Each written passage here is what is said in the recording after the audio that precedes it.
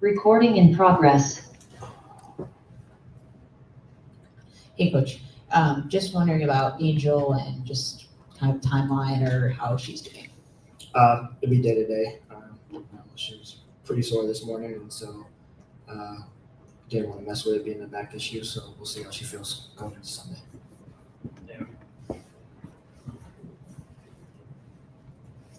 Hey, Coach, what is the messaging to players at this point? You're 17 losses in. A lot of these losses are starting to look the same. It's the second half of the season. How are you finding ways to motivate this team without being redundant, your messaging? Yeah, I think sometimes it is redundant, but right now the messaging is compete. We got to find that will to compete, and when it's difficult, and so that hasn't been us since the break has ended. And we got to dig in and find that. That's been the messaging. Christian Conley, Winsider, with competing at this point with all of the injuries, just to be honest, do you guys feel like you have the personnel to compete? You always have the personnel to compete. It's not a talent thing right now. Right? Like right now, we're looking for a fight. We're looking for competitors, and we have that in the locker room. It just needs to show itself more. So that starts with me and finding different ways to motivate them. But yeah, competing is what's missing these last couple games. Hey, Coach. Marquisha got her first minutes tonight. Wanted to know what you thought out of her first performance in a Sky uniform. Yeah, it's hard to gauge and judge off of one game. But I thought she got in there and she was confident.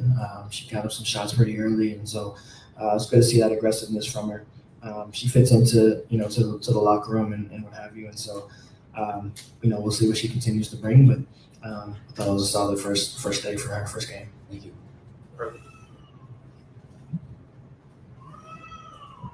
Coach, this is the worst start in franchise history since 2006 through 24 games. I mean, you say that you're looking for compete and you're looking for fight, but what is the goal right now? Because it looks like playoffs are starting to just get further and further out of reach. So are you guys still looking to compete for a playoff spot, or is it just trying to stack days? Yeah, I think you got to stack days before you can, set your eyes on what those goals are long term. I think right now we're looking to build that mindset, to get back to that mindset of competing regardless of who we're down body wise right now. That should be the motivation right now. If you do that enough, if you stack enough days, then the results will take care of themselves. But right now we're not doing a good enough job of competing right now. Chris.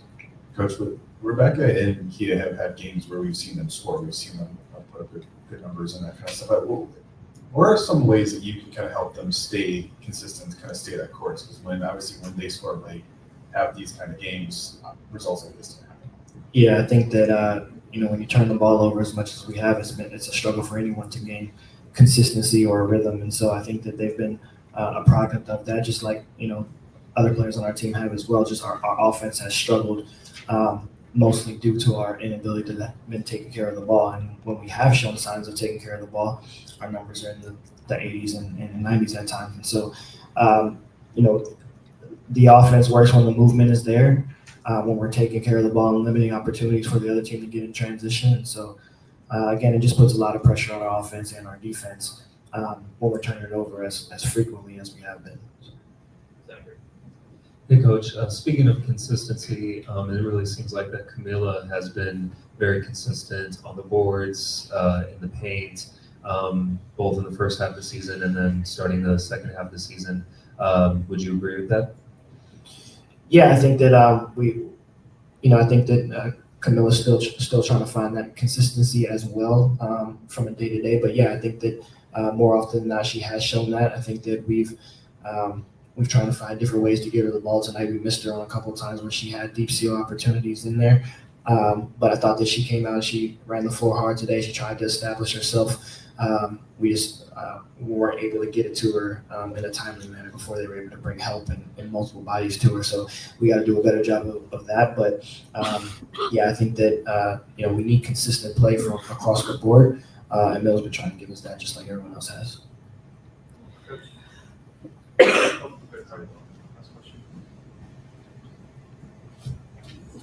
Speaking of turnovers, I mean, it's something we've talked about all season, and a lot of it has been attributed to just trying to get chemistry going at one point, and then it was just trying to get the best reads. At what point is that not an excuse anymore? Because you're averaging around 18 to 20 turnovers and giving up 25 points off these turnovers. Yeah, it's never an excuse. The proof is in the details of what's been the difference in our wins and losses, and a lot of it turns into the ability to take care of the ball. And so it's never an excuse. Teams bring pressure. You got to handle the pressure. And so but our locker room is full of professional basketball players. So they understand the importance of it. It's just a matter of doing it. Yes, sir. Coach, be next.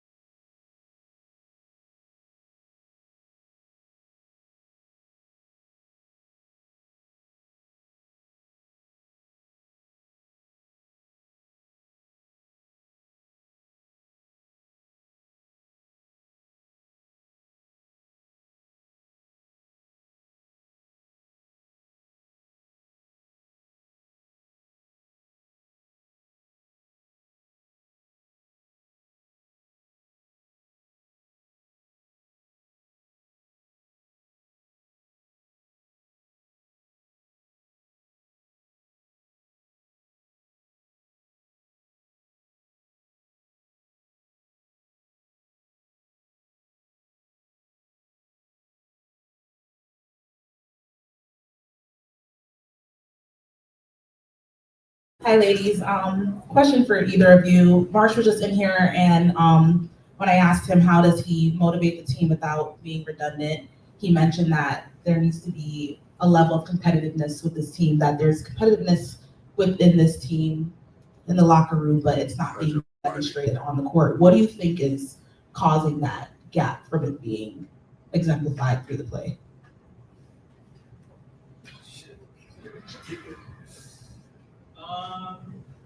Yeah, that's kind of the magic question, right? I mean, it starts with us. I don't think it's anything that Tyler's doing, to be perfectly honest with you. I think he's given us all the schemes and offensively and defensively created great game plans, but we haven't executed. We haven't taken care of the ball. And it's on us to hold each other accountable. So we just have to be better, to be frank. What's it?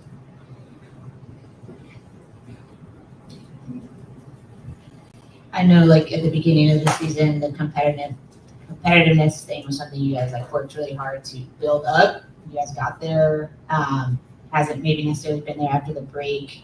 How is it, like, feeling out there? Because that has to be really frustrating, you know, like, you got there and then it's kind of disappeared, and just, yeah, how has it felt on the court? Yeah, I mean, it's felt gross. It's exactly how you guys probably look at it. I mean, I thought today we had moments that I liked more than I did in the Minnesota game, but we're just not consistent. And it just feels gross. It's just gross basketball. There's no other way to really describe it. It's just not it. And we know that, and we need to just, like, be about it, you know? It needs to stop being something we keep talking about and just be about that life, really. So what you guys see is how it feels for us too. But at the end of the day, we still got a lot of games left, and we're not going to give up. We just got to bounce back and keep getting better. Christian. Just from the players' perspective, how have the injuries affected you guys' consistency, and do you think that plays a part in kind of, you know, how it's been for you guys?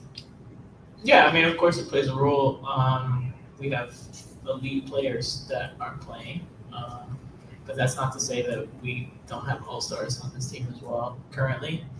But yeah, of course it plays a role, but I think at the end of the day, every team has injuries and nobody's going to feel sorry for us, so we ultimately still have to figure it out. Players? I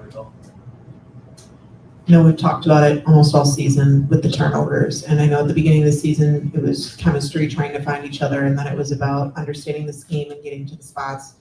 What's the reasoning for it now? Because over the last 4 games, it's been 20 plus turnovers, and you're not only that, you're also giving up 20 plus points off those turnovers. So what is it that you guys can do to bring that down?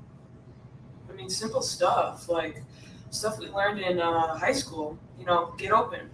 It's like, I mean, it really is quite simple. Our timing needs to be better with each other. We just have to be better about executing plays, getting open, timing it, doing it together. You know, like we talked last game, like a lot of us felt like we're on an island at times and we're not helping each other out and getting open, and teams are pressuring it. For me, I mean, I dribbled off my knee, like stupid stuff like that. Like, who does that? And just being smart. Sometimes there's times when we need to just pull it out a little bit and we try to force it inside a little bit, or maybe make a pass that we don't need to make. So that stuff can be easily cleaned up. But at the end of the day, like, it's simple stuff that we can do, and we need to just be better about that we learned a long time ago.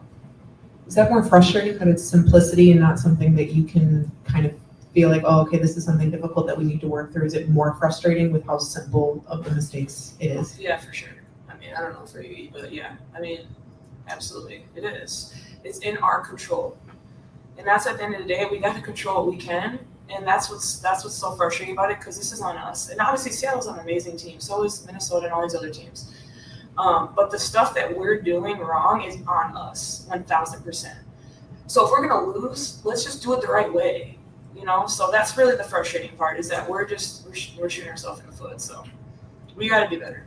That's it. Players. Thanks. Thank you guys. Thank you.